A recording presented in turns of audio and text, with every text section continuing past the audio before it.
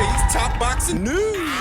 Okay, we'll start with this. The continued controversy at the Paris Olympics and how the pros are reacting. Former cruiserweight champion Stephen Cunningham posted a video of Iman Khalif breaking down after Iman's victory over Luca Hamori, reduced to tears. Stephen reacted to the video by saying, "I was bullied a lot in junior high school, so I know what that cry is. Imagine being bullied by the entire world for just simply being you. She has hyperandrogenism, a condition characterized by abnormally high androgen levels in her blood, leading to elevated testosterone. I'm pulling for her to take the gold. The world is a wicked place, and yet it's full of religion." You don't know that. Know what? That Iman Khalif and Lin Yuting are suffering from hyperandrogenism. You don't know that because that was never confirmed. That wasn't confirmed by the IBA. That wasn't confirmed by the IOC. And Iman Khalif never said that. No matter how many people online you see going with that explanation was never confirmed, and that's a big part of the problem that I have with this entire situation. The lack of transparency, because if that were confirmed, then maybe we could look at this a little different. Well, don't you think that would be a bit embarrassing for the fighters if that's the case? What's even more embarrassing for the fighters is that the audience at large thinks they're biological males because of the lack of transparency. So if you come out with it, that might elicit more sympathy. A Twitter user that goes by the name Steve Magnus said, "Have some freaking compassion. Stop yelling he and being a jerk. Most DSD individuals, especially in countries without robust medical care, are unaware and have no external signs they aren't the biological sex they were raised. They are human beings. Be kind." You're being disingenuous. It's disingenuous to say that the two fighters at the center of this controversy have no external signs. That there's nothing to see here, nothing that has raised eyebrows. Images of Iman Khalif as a child have been circulating on the internet as a means to prove that this fighter was raised female. The issue is that these images are all from before the fighter would have hit puberty, before their body would have started producing testosterone, leading to more masculine features, masculine traits. If this is a DSD issue, if I play devil's advocate and go with that explanation that has not been confirmed, but just for argument's sake, I do that. The images online circulating of Iman Khalif when Iman was very young are prepubescent images from the fighter's prepubescent years, before their body would have started producing testosterone, though sometime in between the ages of 13 and the age the fighter is now at 25. they would have found out something isn't right. The tests that the IBA ran from 2022 to 2023, the tests both fighters were made aware of. The tests that indicate both fighters are biologically male. I said it before and I'll say it again. An adult male doesn't get to go play pee-wee football, a little league baseball, amongst children, even if he himself thinks he's a child as a result of a medical condition. Of course, he's going to have physical advantages over the children, the same way that Iman and Lin Yuting would have physical advantages over the girls. But by all rights, that adult male isn't supposed to be there. He's not supposed to be playing amongst children or against them just because he thinks himself a child. No more than Iman Khalif or Lin Yuting should be allowed to compete against biological girls because they thought they were biological girls themselves. Biologically, they are male. It's important to make this distinction. I am not advocating that these fighters be bullied, abused, mistreated. Because if they are suffering from this rare condition, their quality of life is hampered enough without people making it worse. However, we still don't know that. We don't know that they're suffering from a medical condition. I'm just playing devil's advocate, the same as all of you. And that's why transparency is necessary, so that not only does the audience at large know what they're looking at, but the fighters that are actually competing, so that they know what they're dealing with. You say that not allowing these fighters to compete might be unfair to them, but I say that allowing them to compete is unfair to the other girls, because these fighters have clear physical advantages due to their unique biology. Those advantages create an uneven competition, and what most people are saying is that, well, these fighters have fought biological girls before and been beaten by biological girls before, but how old were these fighters when they fought those biological girls? How old were they? At 25 years old, the same age that Iman Khalif is now, a biological male is coming into his prime and gaining his man strength. Biologically, that man is peaking. Maybe if it were another sport. These two same athletes with this same unique biology in a different sport that perhaps is not a contact sport, is not physical, where the risk of serious injury isn't already there, which would thereby be amplified by putting biological males in there to fight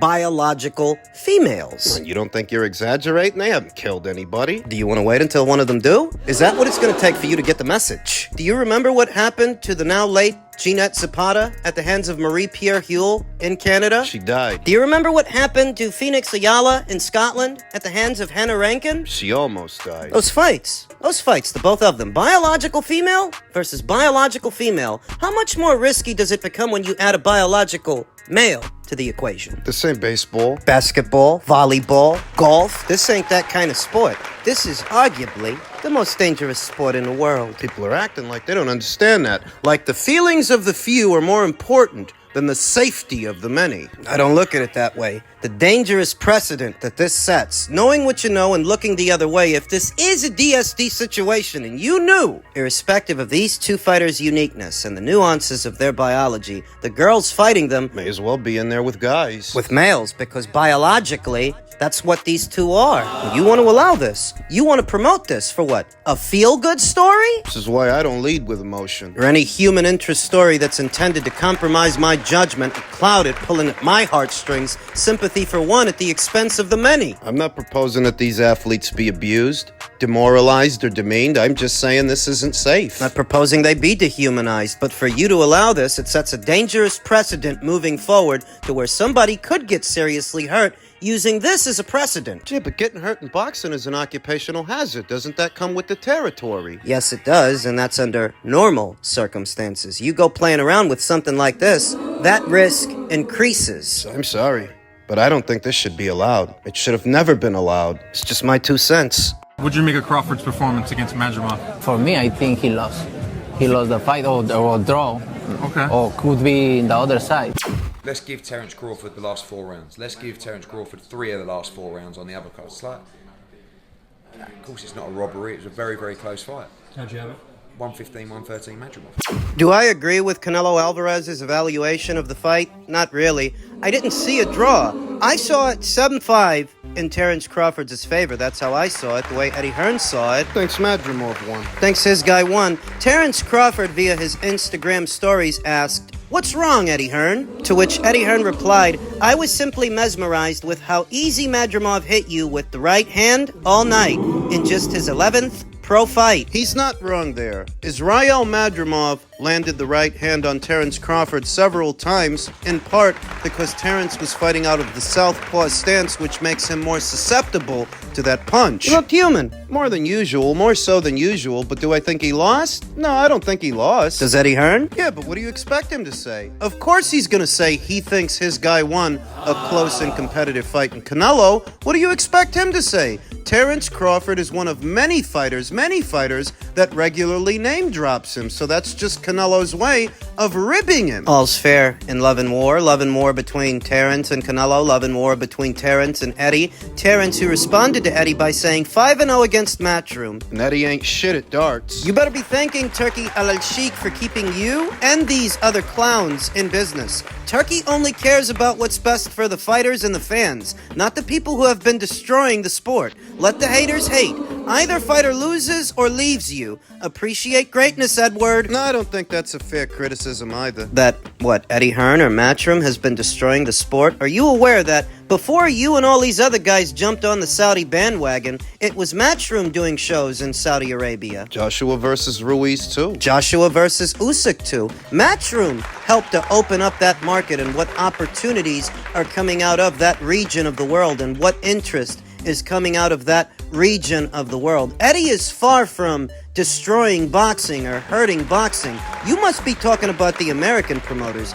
You must be talking about the PBC, a Golden Boy Promotions. I would sooner accuse them of slowing things down in the sport of boxing than Eddie Hearn. That's not a fair criticism. But then again, it's not a fair criticism to say that because Terence looked a little bit more human than usual, oh, well, he lost the fight. It was competitive, but he didn't lose. And it's surprising that the people within the sport of boxing who you would think understand things a little better are not understanding with each other. That's how Terence looked at a new weight off a year layoff against the bigger, younger guy than himself. You were expecting a flawless victory? What were you expecting, Eddie? What was the world expecting? That Terence is going to go in there and punch this guy's head clean off his shoulders? All I can say is the guy only has 11 professional fights, with no oversight over his amateur background. That as an amateur, he has over 300 amateur fights. This guy knows his way around the ring. You could see that almost immediately if you've seen him fight. But it's what I told you in my previous video. It's what I told you. Because Terence is a somewhat polarized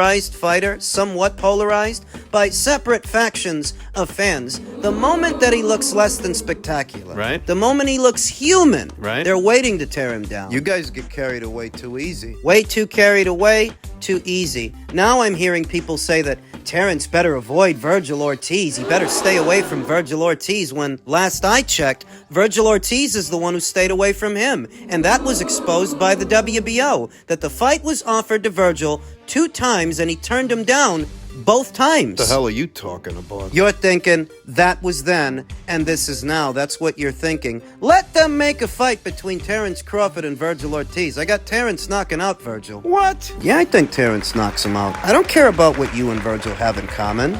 Lineage, or if you're from the same state, from the same city. What the hell's that mean to me? You guys getting naked with each other at slumber parties and playing Guitar Hero? I don't care. I don't give a shit. Most of the time you guys make predictions, it's not even based on the boxing, it's based on yourselves and whatever your preferences are. That's why I never listen to you guys. Ever. But if you want to run around thinking that Terence Crawford is all of a sudden low-hanging fruit for looking human against the guy that would make your favorite fighter look human. In fact, he might beat your favorite fighter. He might beat your favorite junior middleweight. Go ahead. But don't expect me to join you.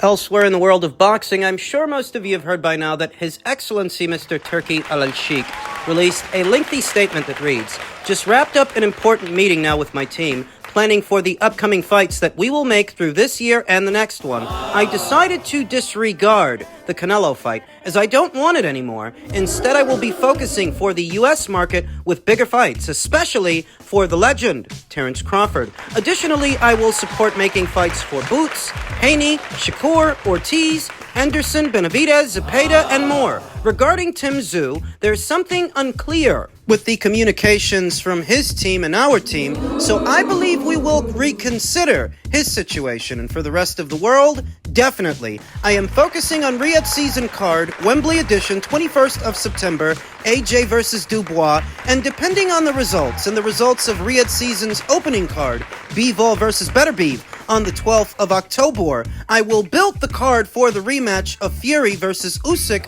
on the 21st of December, and another big card in the first quarter of next year. Stay tuned. Very exciting times, very big plans underway, and there's a lot here to unpack. So what I want to focus on is the Canelo versus Crawford stuff. That's the stuff that everybody's talking about. Now, Canelo Alvarez caught wind of Turki Alalshikh's comments, not just in reference to Terence Crawford, but how Canelo's upcoming fight with Edgar Berlanga is supposed to be going head-to-head with the UFC show happening that same day that Turki is backing. And this is what Canelo Alvarez had to say. Find some of his comments almost disrespectful when he was talking about eat you alive head-to-head on Mexican Independence Day. And if you're smart, you'll take the deal. I respect everybody. I respect everybody, but I don't like that way he talks. But it's his problem, not my problem. And I don't ask for a fight with him, and I don't ask for any fight. So I respect, like I say, if he wants a fight me with other guys, he need to do it my way, not in his way. After your last So these are very powerful men with strong personalities. On one end, you have Turki Alalshikh, who's used to getting what he wants, but on the other hand, you have Canelo Alvarez, who's also used to getting what he wants. And one expecting the other to play to their tune, march to the beat of their drum. I think that relationship got off on the wrong foot.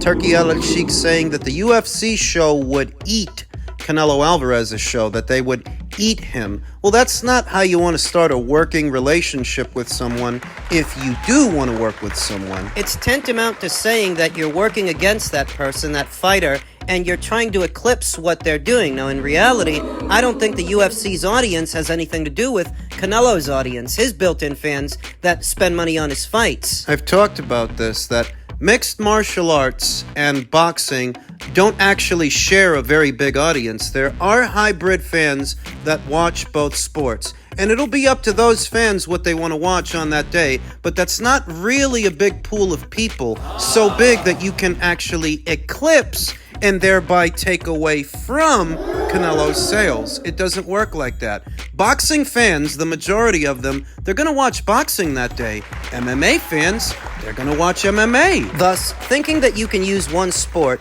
to eclipse the other, it doesn't actually work like that because they don't share an audience. Those are two different demos. And as it pertains to the Crawford fight and how Turkey Alalshikh no longer wishes to make it, I think how Terence looked on Saturday has a little bit to do with that he did look human, and he looked human at 154. Thus, a venture up to 168 immediately after that? It's not a good idea. I'm a huge fan of Terence Crawford. I have been for years, and I still am now, but I don't think he can beat Canelo Alvarez at 168. Now that I've seen him at 154, I'm sorry, but a trip to 168 for Canelo, he'd get himself knocked out. The amount of right hands that he ate from Israel Madrimov. The amount of times that he got in with that punch, that particular punch, while he was fighting out of the southpaw stance. If Israel can land a right hand on you, Canelo can land a right hand on you. More than that. Sorry to say, but Terence don't win that fight. Now that I've seen him at junior middleweight, I know that he doesn't belong up there at super middleweight, not opposite the ring Canelo Alvarez. He don't win that fight.